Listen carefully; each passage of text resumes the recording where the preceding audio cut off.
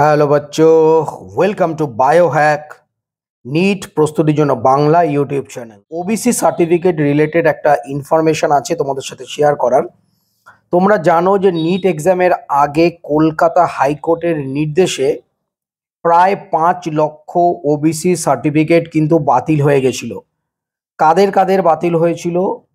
আমাদের ওয়েস্ট বেঙ্গলে 2010 সালের পর নতুন কিছু এন্ট্রি করা হয়েছিল ওবিসির অন্তর্ভুক্ত। তো সেই সমস্ত যাদের যাদের নতুন ওবিসির মধ্যে ঢোকানো হয়েছিল তারা ইল্লিগাল এবং বেআইনিভাবে করা হয়েছে, এই নিয়ে হাইকোর্টে মামলা চলছিল। তো হাইকোর্ট রায় দিয়েছিল যে 2010 সালের পর যাদের ওবিসি সার্টিফিকেট করা হয়েছে সেগুলো বাতিল। এই প্রসঙ্গে একটা জিনিস কিন্তু আমি ক্লিয়ার করে দিচ্ছি, আমাদের সেন্ট্রাল যে ওবিসি লিস্ট রয়েছে সেই লিস্টের অন্তর্গত যে সমস্ত গোষ্ঠীগুলো রয়েছে তারা যদি 2010 সাল, 2011 সাল, 2012 সাল যখনই তারা ওবিসি সার্টিফিকেট করুক তাদের কিন্তু সার্টিফিকেট বাতিল হবে না। যাদের এক্সট্রা ঢোকানো হয়েছিল 2010 সালের পর তাদেরটাই কিন্তু বাতিল হয়েছিল এবং সেই বাতিলের পরিমাণ ছিল প্রায় 5 লক্ষ। তো সম্ভবতই কেসটা সুপ্রিম কোর্টে গেছিল। সুপ্রিম কোর্টে আমাদের রাজ্যের তরফ থেকে স্টে চাওয়া হয়েছিল, সুপ্রিম কোর্ট কিন্তু কোনো রকম স্টে দেয়নি। তো সেই যে মামলাটা ওবিসি সার্টিফিকেট যে মামলা সেটা কিন্তু 9ই ডিসেম্বর আবার সুপ্রিম কোর্টে উঠেছিল।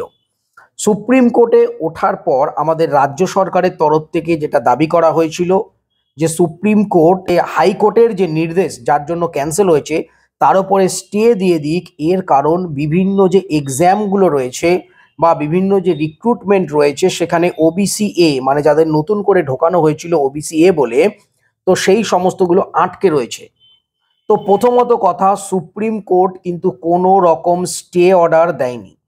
আমাদের নিটের ক্ষেত্রে তোমরা দেখেছো যে ওবিসি এ তারা কিন্তু রিজার্ভেশন পেয়েছে। কেন পেয়েছে? তারা রিজার্ভেশন পেয়েছে একটাই কারণে, কারণ নিটের যে ফর্ম ফিল আপ হয়েছিল, যে রেজিস্ট্রেশন হয়েছিল সেটা কিন্তু কলকাতা হাইকোর্টের যে ভার্ডিক্ট এসছে তার আগে। সুতরাং কলকাতা হাইকোর্টের ভার্ডিক্টের আগে যে সমস্ত চাকরির পরীক্ষা বলো, চাকরির ক্ষেত্রে বলো, পড়াশোনার ক্ষেত্রে বলো, নিটের মতো যে সমস্ত এক্সামের ক্ষেত্রে বলো, তারা কিন্তু সমস্ত রিজার্ভেশনের সুবিধা মানে ওবিসি এর রিজার্ভেশনের সুবিধা বা নতুন করে যারা ওবিসির মধ্যে ঢুকেছে তারা কিন্তু পেয়েছে।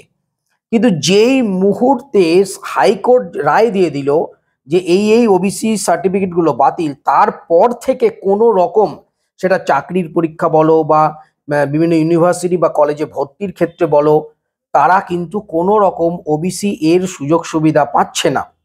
সেই কারণেই সুপ্রিম কোর্টে কিন্তু বলেছিল যে এই কলকাতা হাইকোর্টের যে নির্দেশ তার উপরে স্টে অর্ডার দিয়ে দেওয়া হোক, কেননা অনেক চাকরির রিক্রুটমেন্ট থেকে শুরু করে স্টুডেন্টদের কলেজে ভর্তি থেকে শুরু করে সবকিছু আটকে রয়েছে।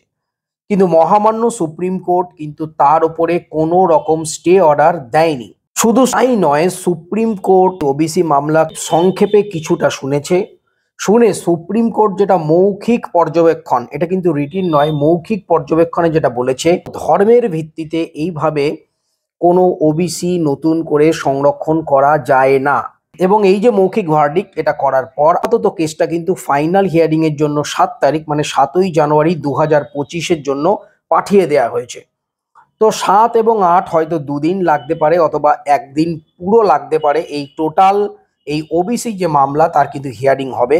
হিয়ারিং হওয়ার পরেই কিন্তু ফাইনাল যে ভার্ডিক্ট সেটা কিন্তু আসবে যে এই 2010 সালের পর যাদের নতুন করে ওবিসির অন্তর্ভুক্ত করা হয়েছিল ওবিসি এ নামে, তারা ভ্যালিড কি ভ্যালিড নয়। যদি তারা ভ্যালিড হয়, সুপ্রিম কোর্ট যদি নির্দেশ দেয় সব ঠিক রয়েছে, তাহলে তারা ওবিসি এ রিজার্ভেশন কিন্তু পরবর্তীকালে পাবে। আর যদি সুপ্রিম কোর্ট এই 7 তারিখ বা 8 তারিখের পর যদি ভার্ডিক্ট দেয় যে 2010 সালের পর সেন্ট্রাল লিস্ট ছাড়া যে সমস্ত নতুন গোষ্ঠীগুলোকে ওবিসির মধ্যে ঢোকানো হয়েছে সেটা বেআইনি, ইল্লিগাল, তাহলে কিন্তু নিট 2025 থেকে কোনোভাবেই ওবিসি এ রিজার্ভেশন থাকছে না। সেক্ষেত্রে নর্মালি তোমরা হয়তো এমসিসির যে কাউন্সেলিং সেখানে দেখেছো যে তোমার জেনারেল, ওবিসি, ইডাব্লিউএস এরকম হয়, সেই রকমভাবে কিন্তু আমাদের স্টেটের ক্ষেত্রেও জেনারেল ওবিসি একটাই থাকবে, তখন কিন্তু ওবিসি এ, ওবিসি বি এই ব্যাপারটা থাকবে না। সুতরাং 7 তারিখ এই ওবিসি মামলার একটা গুরুত্বপূর্ণ দিন। আমি অবশ্যই তোমাদের জন্য যে আপডেট 7 তারিখে কি হচ্ছে না হচ্ছে আমি নিয়ে আসবো। তো আপাতত তোমরা জেনে রাখো, এখনো কিন্তু ওবিসি এর রিজার্ভেশন 2025-এ পাওয়া যাবে কিনা এ ব্যাপারে ফাইনাল কোনো কনক্লুশনে আসা যায়নি, কেননা সুপ্রিম কোর্টের হিয়ারিং রয়েছে 7 তারিখ। 7 তারিখের পরে আমরা ফাইনালি জানতে পারবো যে ওবিসি এ থাকছে কি না থাকছে।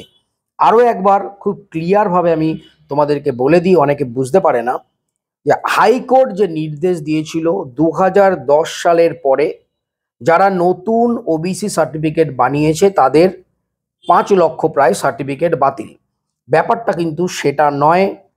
সেন্ট্রাল যে ওবিসি লিস্ট, সেই ওবিসি লিস্টের অন্তর্গত যে সমস্ত গোষ্ঠী, সেটা 2010 হোক, 2012 হোক, 2015 হোক, 2016 হোক, যখনই বানাক সে কিন্তু ওবিসি রিজার্ভেশন রীতিমতো পাচ্ছে। কিন্তু 2010 সালের পর যে নতুন কিছু গোষ্ঠীকে ওবিসি এর নাম করে আমাদের স্টেট থেকে যে ঢোকানো হয়েছিল, তাদের রিজার্ভেশন দেওয়া হয়েছিল ওবিসি এ নামে, তো তাদের সার্টিফিকেট কিন্তু বাতিল হচ্ছে। সুতরাং সবারই সার্টিফিকেট, সমস্ত ওবিসি সার্টিফিকেট বাতিল সেটা কিন্তু ঠিক কথা নয়। যারা সেন্ট্রাল লিস্টে রয়েছে তাদের ওবিসি সার্টিফিকেট ঠিকই আছে, কিন্তু যারা নতুন করে 2010 সালের পর নতুন করে এন্ট্রি নিয়েছে, নতুন করে ঢুকেছে, শুধুমাত্র তাদেরই ওবিসি সার্টিফিকেট কিন্তু হাইকোর্টের তরফ থেকে বাতিল হয়েছে। এখনো সুপ্রিম কোর্টের স্টে অর্ডার নেই, তার মানে হাইকোর্টের যে অর্ডার সেটাই বলবৎ রয়েছে। হাইকোর্টের অর্ডার অনুযায়ী এই মুহূর্ত থেকে কিন্তু কোনো রকম চাকরি বলো বা ভর্তির ক্ষেত্রে বলো ওবিসি এর রিজার্ভেশন পাচ্ছে না। 7 তারিখে ফাইনাল হিয়ারিং। তো নিট রিলেটেড ইনফরমেশনের জন্য চ্যানেলটা সাবস্ক্রাইব করো, পাশে থাকো। আবার নতুন কোনো ইনফরমেশন পেলে অবশ্যই তোমাদের জানানো হবে। সবাই খুব ভালো থেকো, মন দিয়ে পড়াশোনা করো। নিট 2025 কিন্তু ক্লিয়ার করতেই হবে। আমি কিন্তু নিট রিলেটেড প্রত্যেকটা খুঁটিনাটি যে সমস্ত খবরাখবর তোমাদেরকে দেব, সুতরাং তোমরা চ্যানেলটা অবশ্যই সাবস্ক্রাইব করে রাখো, কারণ ভবিষ্যতে তোমাদের কিন্তু অবশ্যই উপকার আসবে। টাটা।